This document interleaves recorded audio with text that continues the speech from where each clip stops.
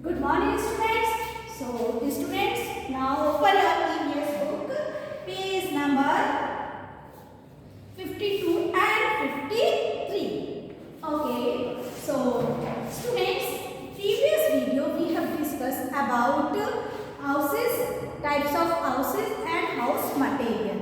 Okay. So, now next point I am going to start your rooms in a house. Okay, rooms in a house. So in your house, these rooms: bedroom, bathroom, kitchen, dining room, drawing room and study room.